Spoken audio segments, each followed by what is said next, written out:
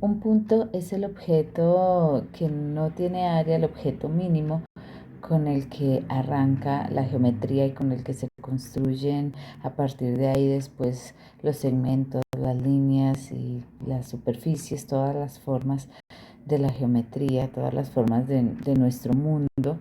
Entonces, un conjunto de puntos, en este caso georreferenciado, puede o no ser un patrón puntual. Tenemos que diferenciar cuándo lo vamos a considerar un patrón puntual y cuándo no. Si lo pensamos así en los ejes X y Y, como lo estoy viendo en este momento, este entonces es un conjunto de puntos, de eso pues no tenemos duda. Además, podemos diferenciar un punto de otro porque como están ya en el plano cartesiano o como están dentro de un sistema de referencia, entonces yo puedo saber cuánta es su coordenada en X, cuánta es su coordenada en Y hacer un resumen para diferenciar un punto de otro a través de sus coordenadas. Entonces este puede ser el punto 2 en X, 1 en Y y así sucesivamente, y este puede ser un punto, por ejemplo, 5 en X, digamos que esto es 1, 2, 3, 4, 5, y en Y entonces supongamos 2, 3, 4, 5 también, entonces supongamos que ese es el punto 5, 5, y entonces ahí tenemos en la lista todos los puntos. En este caso pues tenemos una ilustración de 2 y así seguiríamos organizando, poniendo todos los puntos en la tabla a medida que van apareciendo, por ejemplo, y entonces supongamos que el último registrado fue 2, 5. De este modo entonces tenemos un conjunto de puntos que podemos además poner como un conjunto de pares ordenados, 2,1, 5,5, y supongamos que el último punto es 2,5. Entonces simplemente es un conjunto, tanto si yo lo miro desde la teoría de conjuntos o si lo miro desde la geometría, es un conjunto y un conjunto de puntos, y además aquí lo tenemos escrito como se suele decir en conjuntos por extensión. Todos los elementos están descritos, se ven cada uno de los elementos. Bien, entonces, como ya tiene una referenciación, en este caso particular vamos a pensar que es específicamente una georreferenciación. Entonces, ¿cómo sabremos si podemos considerar que este conjunto de puntos es o no lo que se llama un patrón puntual? Un patrón puntual en general entonces será un conjunto de puntos que está organizado de alguna manera particular, porque son puntos y poseen un patrón. Entonces, yo primero podría mirar si hay algún patrón de comportamiento, pero cuando yo veo este conjunto de puntos, pues no veo nada especial que se me ocurra que pasa, que en algún lugar pasa algo diferente a otro lugar. Y entonces, de pronto, fíjense que si yo hago cosas como esta, y voy a pensar, ¿no? En este lugar, hacia esta zona, hay una aglomeración de puntos, de pronto en este lugar también hay una aglomeración de puntos y de pronto por aquí hay otra aglomeración de puntos. Entonces la visión cambia. Entonces ahí, por ejemplo, tengo 3 aglomeraciones de puntos y el resto de puntos no cumplen nada. Entonces de pronto en cada aglomeración de puntos hay más puntos que en todo el conjunto puede pasar. Si yo pienso acá, digamos, hay muchísimos puntos y con respecto a estos puede ser que aquí nomás haya más puntos que en el resto. Entonces ya había algo particular de ese conjunto de puntos. Entonces a eso lo llamaríamos que cumple un patrón.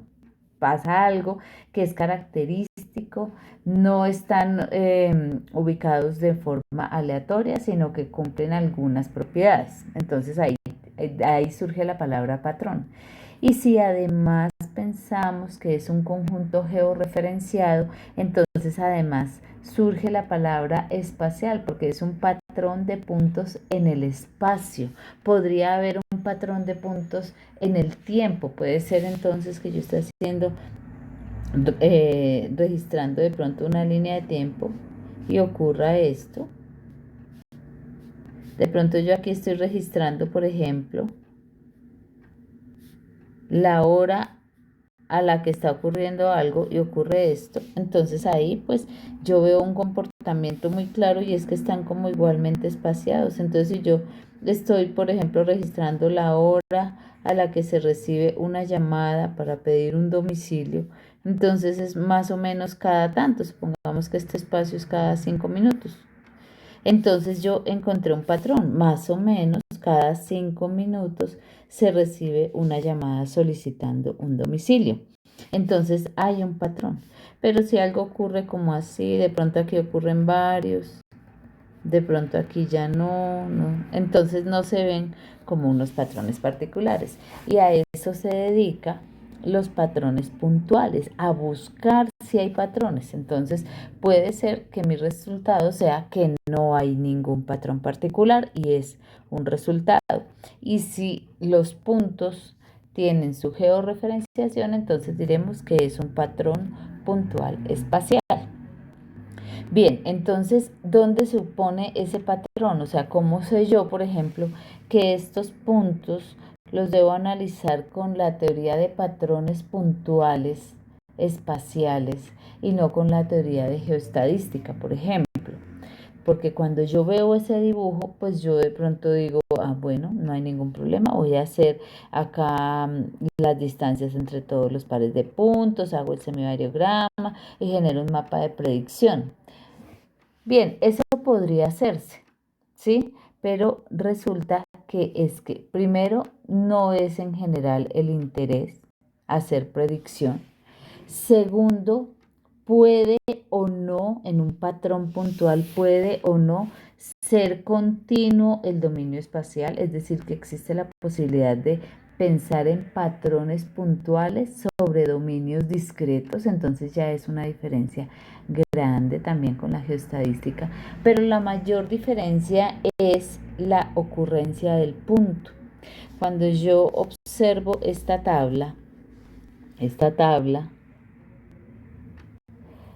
yo observo solamente la ubicación X y la ubicación y esto ya constituye un patrón de puntos, es más, un patrón de puntos espacial porque está georreferenciado.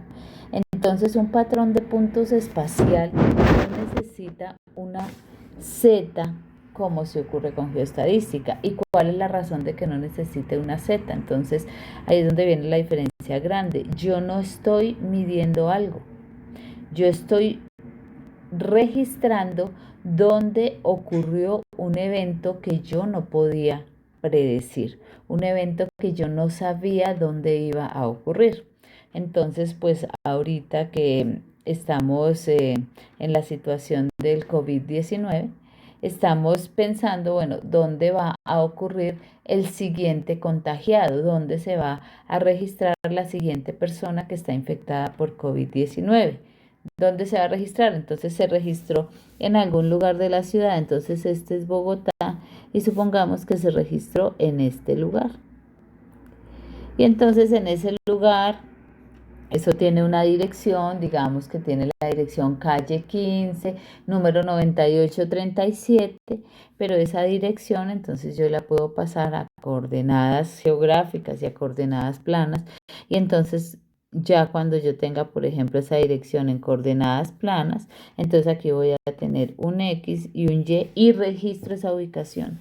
Y a mí lo que me interesa entonces en una primera etapa es saber dónde ocurrió, para qué, para saber entonces qué va a pasar a su alrededor, por ejemplo, ¿cierto? Entonces yo necesito saber si de pronto van a seguirse infectando mucho por esa zona o de pronto necesito saber si ahora resulta que el próximo contagiado, como toda la gente en esta sección, se está cuidando mucho porque sabe que ya ocurrió un infectado, entonces necesito saber si la separación de las personas se vuelve un poco más fuerte y se aíslan y entonces el siguiente infectado va a ocurrir de pronto lejos porque aquí la gente se empezó a cuidar mucho y eso generó generó entonces como un resguardo de la gente y generó, al contrario de lo que uno pensaría, ocurrió un infectado y entonces resulta que a su alrededor toda la gente empezó a cuidarse más de la cuenta y ya no hubo más infectados. Entonces, ¿qué tipo de patrón genera el hecho de que haya un infectado en algún lugar? O de pronto no genera ningún tipo de patrón. Entonces, de pronto los puntos siguen ocurriendo de cualquier forma y yo no puedo saber, digamos, algo que esté pasando de manera sistemática. Entonces, así se van armando los patrones de puntos. Hubo un primer infectado, después hubo otro, y se va registrando entonces dónde está el siguiente. Y entonces uno puede pensar que esto, ¿sí?, me genere algunas visualizaciones un poco más resumidas, que a veces cuando son 30 o 40 puntos de pronto usted puede notar ciertas diferencias, pero cuando son 1000 puntos pues usted solamente ve un poco de puntos y no puede saber dónde hay una aglomeración o dónde no.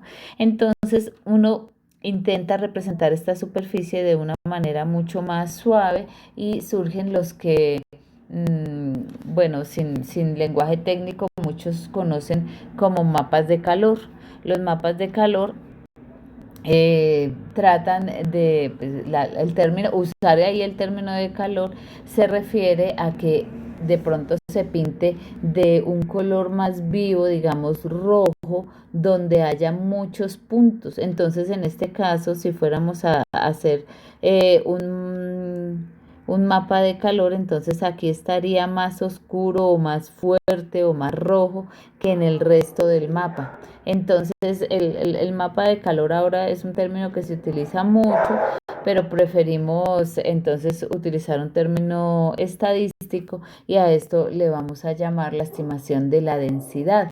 Cuando hagamos un suavizamiento y presentemos unas zonas coloreadas de rojo, de pronto otros ya entonces de colores más pálidos para indicar que ahí no hay tanta aglomeración, entonces le llamaremos la estimación de la densidad. Y fíjense que el término estimación de la densidad también nos dice mucho, porque entonces si algo está rojo, rojo acá, ¿cierto? Si yo lo pinto de rojo, digamos acá, mientras que en otro sector yo lo pinto de un color más claro, por ejemplo esto, entonces esto tendrá aquí su escala y por lo tanto entonces yo sabré que acá en este pintado de rojo hay más aglomeración de puntos que en este pintado de lila.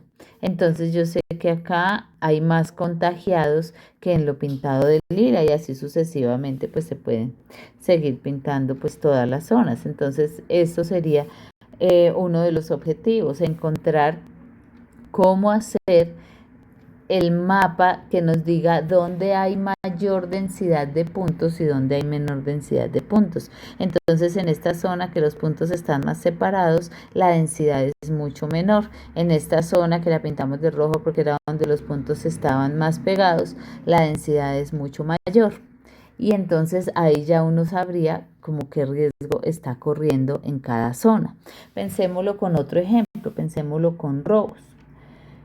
¿Qué pasaría, por ejemplo, si nosotros decimos, bueno, entonces dibujemos un patrón puntual y en cada uno de los puntos estimemos la densidad de los robos? Y si en cada uno de los puntos estimamos la densidad de los robos y esa densidad, supongamos que nos diera 1 en algún punto. ¿Qué podemos pensar? Una densidad de 1 en un punto es que ahí fijo lo van a robar a uno, porque entonces la estimación de la densidad cobra el mismo significado de la densidad que ustedes están analizando desde que construyeron de manera univariada primero los histogramas y luego pasaron de los histogramas a las funciones de densidad.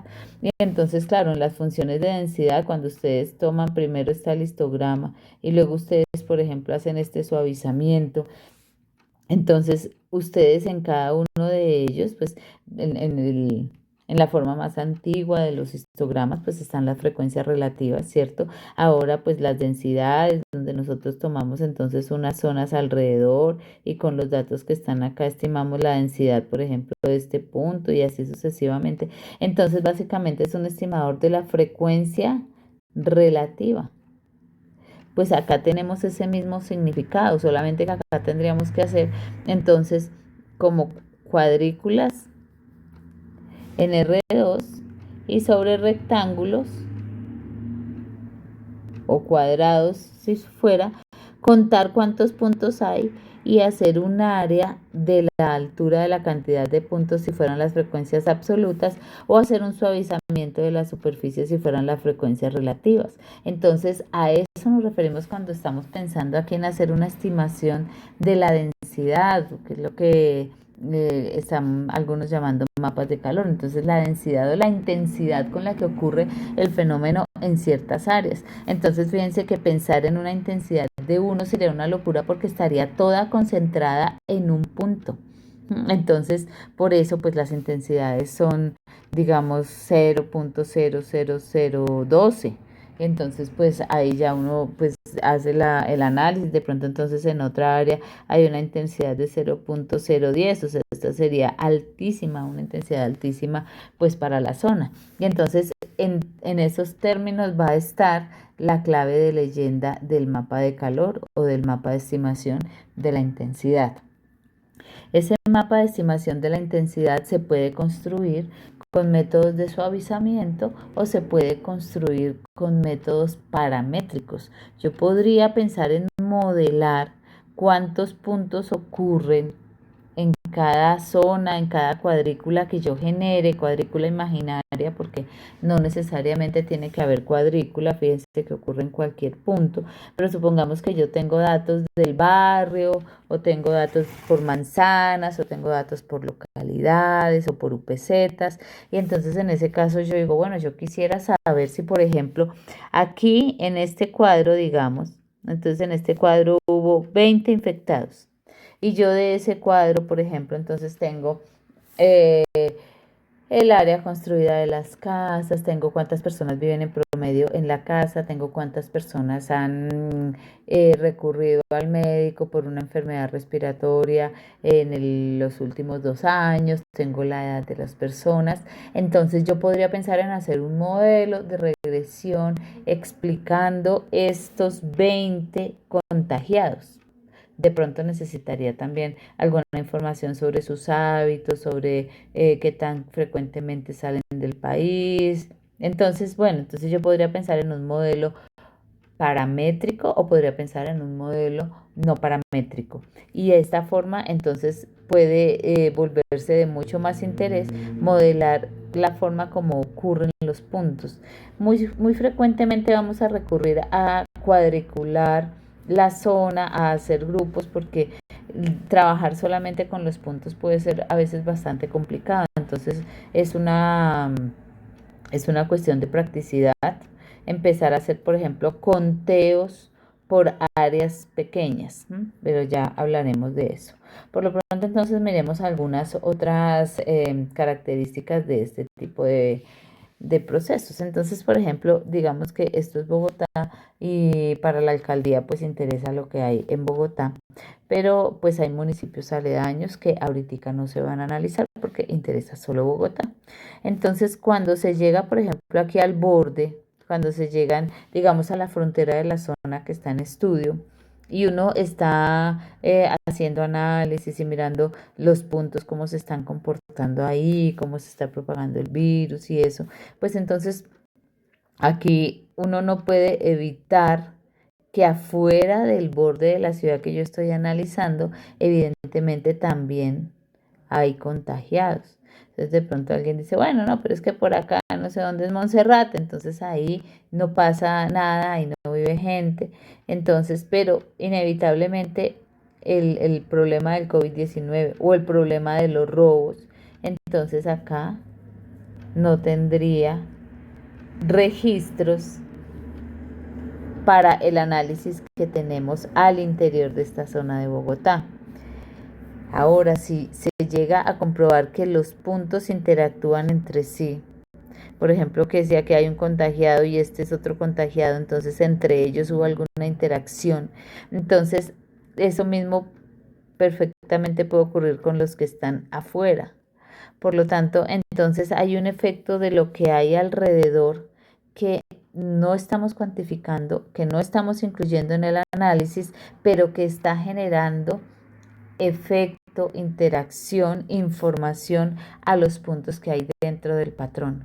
Por esa razón, entonces es necesario en general, cuando estamos hablando de cualquier estimador que hay de la intensidad o cuando hablemos de la covarianza, vamos a tener que mirar todos los estimadores que usemos con algo que vamos a llamar correcciones de borde. Y las correcciones de borde se refieren a eso, a que estos bordes son los que cortan la zona que en este momento es de nuestro interés, pero los puntos de afuera están interactuando y están generando una información que yo no estoy teniendo en cuenta en este momento. De esa forma, claro, es muy difícil pensar en que haya una barrera, un borde real, un límite, donde yo efectivamente vaya a poder cortar el fenómeno, porque el fenómeno pues se expande, a no ser que ya de ahí para allá no haya personas, como que cortara con una selva, con un bosque, con Monserrate, con zonas inhabitadas por algún motivo. De lo contrario, pues siempre va a seguir el patrón está en todas partes.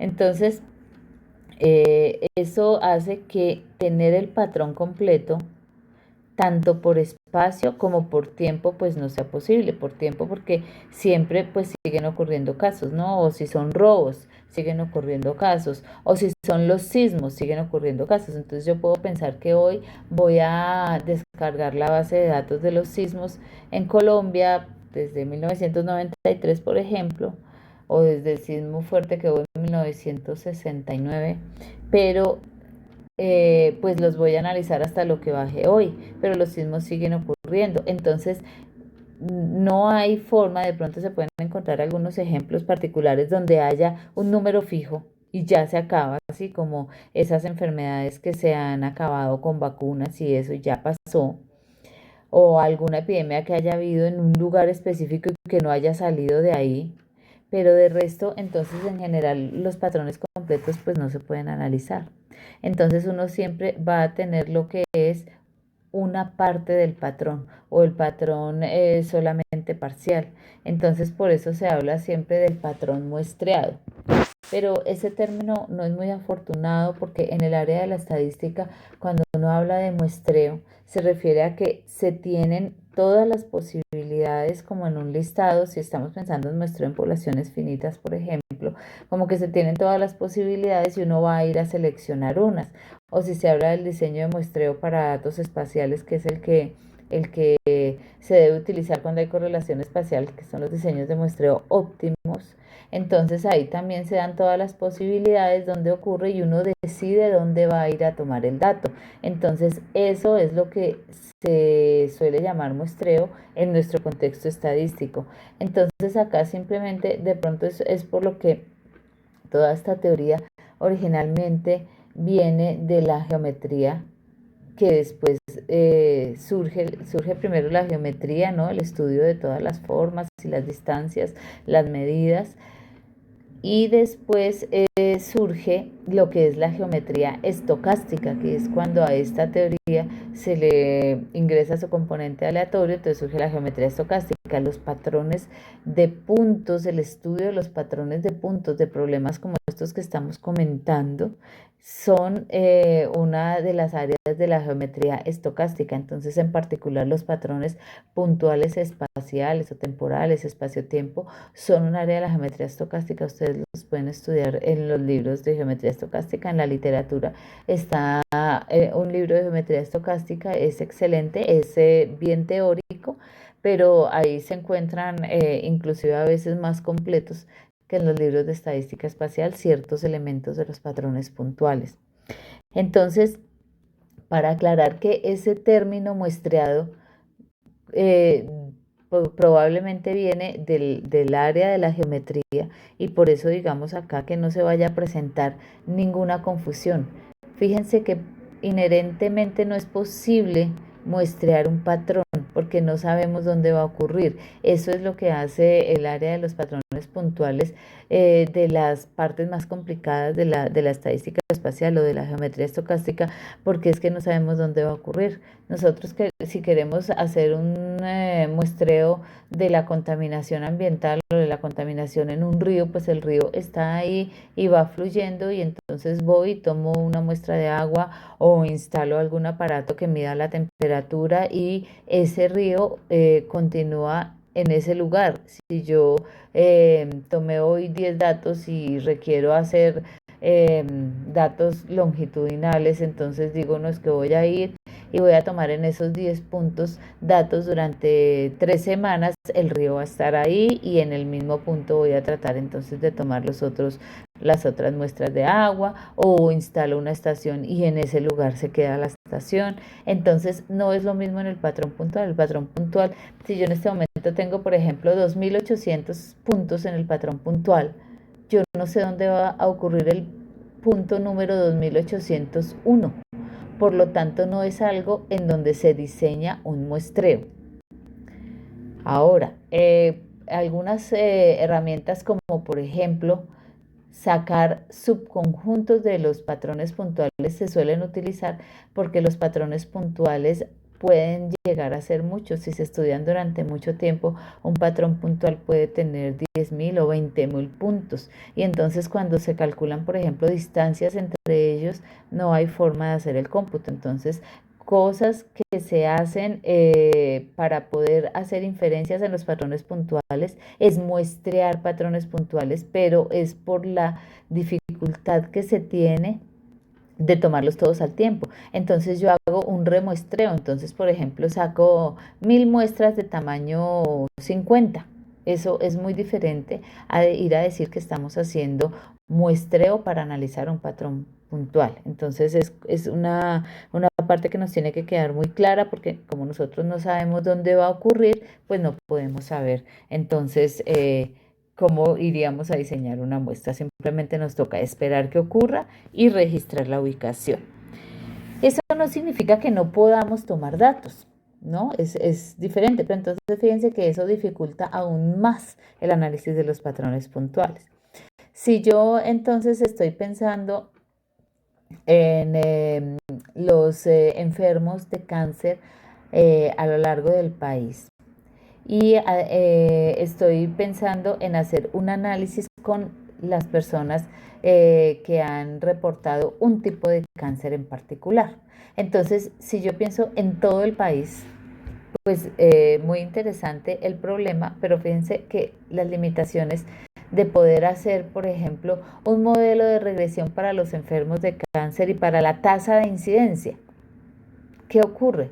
Que en algunos lugares, por ejemplo, la persona llegó muy grave y llegó a urgencias, y los protocolos de urgencias hacen que se tomen unos datos y ya vaya a un procedimiento. Mientras que si la persona ha tenido un seguimiento en ese hospital durante 3 años con su enfermedad, entonces hay una serie de registros sistemáticos que se han tomado. Entonces todos los pacientes tienen diferentes variables asociadas. Entonces, algo diferente que sí es parte de tomar datos, pero que yo no puedo diseñar, es lo que vamos a llamar marcas. Entonces, está el patrón, y ese patrón entonces ocurre, por ejemplo, en estos lugares. Va ocurriendo en los puntos 1, 3, 2, 5, 7, 4 y así sucesivamente. Entonces supongamos que estos son los enfermos de los que estamos hablando. Entonces este enfermo ocurrió hace 3 años, se le detectó en una etapa temprana, y entonces desde la primera vez cuando empezó a ir al control médico se le registraron sus datos. Entonces se sabe la edad, se sabe su peso, la estatura, se tienen por ejemplo, registros de hábitos, entonces si fuma o no fuma, si bebe o no bebe, si practica algún deporte. Y aparte de eso, pues se tienen las mediciones de sus análisis de laboratorio. Entonces se tiene, por ejemplo, no sé, los niveles de colesterol y glicemia y todo eso. Entonces, esto se tiene para ese paciente y se tiene desde que se le descubrió su enfermedad hace 3 años. Entonces, esta tabla completa es información sobre este paciente, pero este paciente ocurrió en el lugar 1-3, entonces el patrón puntual es este. Y toda esta información que existe solo si el paciente existe es lo que se llaman marcas, que vamos a diferenciarlo, por ejemplo, de lo que se llaman covariables. Las covariables están, esté o no esté el paciente. Entonces, un paciente existe y se le toman medidas a él cuando registra la enfermedad, pero hay otras cosas, otras covariables que no tienen ninguna relación con la enfermedad. Entonces, de pronto, este paciente tiene sus controles regulares y entonces se tienen, por ejemplo, ¿no? Que las curvas de velocidad de sedimentación, o se tiene, por ejemplo, que en el municipio donde él vive, entonces ha habido una tasa de incidencia de, de esa enfermedad de algún número en particular, no sé, entonces 50 sobre 10.000. O se tiene que en el lugar donde él vive hay una calidad del aire que es un índice, por ejemplo, que registra varias medidas de calidad del aire, un índice que mide, bueno, 1.8, lo que significa ese índice, y así sucesivamente. Entonces se tiene, por ejemplo, una medida de la calidad del agua que el paciente consume, entonces lo mismo, se tiene un índice 2.5.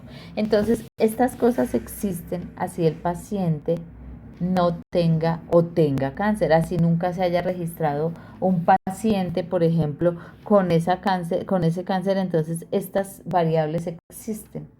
Ahora, cuando el paciente aparece, yo podría pensar en un estudio que le asocie estas variables al paciente. Si el paciente aparece y yo relaciono estas variables y veo que efectivamente eso tiene alguna afectación a la enfermedad que él está padeciendo, entonces encuentro una información muy valiosa. Pero estas variables, específicamente estamos hablando de las covariables, existen así no haya ningún registro de cáncer. ¿M? Todo lo que tenga que ver con la enfermedad, pero que no dependa de que el paciente exista, se llamarían covariables. Mientras que todo esto que son las medidas específicas que se toman a causa de la enfermedad, se llaman las marcas. Entonces hay que diferenciar las marcas de las covariables. ¿Que las dos nos pueden dar información? Sí, claro. Entonces, por ejemplo, supongamos que este es un paciente que ha vivido en una zona de conflicto armado. Entonces yo puedo tener como una covariable el índice del conflicto, el índice del conflicto armado en ese municipio. Puedo tener el NBI en ese municipio. Todas esas cosas existen independientemente del paciente, covariables. Pero cuando al paciente se le empiezan a hacer los seguimientos, por ejemplo, después de las quimioterapias y se le van tomando sus análisis, esas variables existen solo para el paciente y existen porque existe el paciente. Eso es marca. Bien, entonces las dos serían importantes, pero los métodos de análisis son diferentes. Entonces, por ejemplo, si una persona vive en una zona donde se empezó a hacer algún cultivo, y entonces hay, por ejemplo, una siembra nueva de cacao.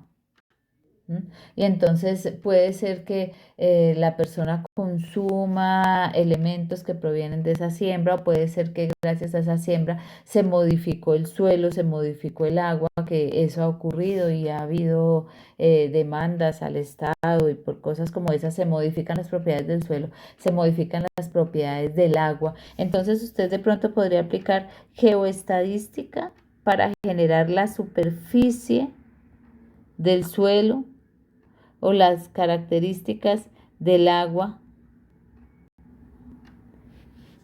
que la persona consume, suelo de donde están los cultivos que la persona consume. Entonces, fíjese que usted puede hablar ahí de aplicar geoestadística como un apoyo para generar covariables del patrón.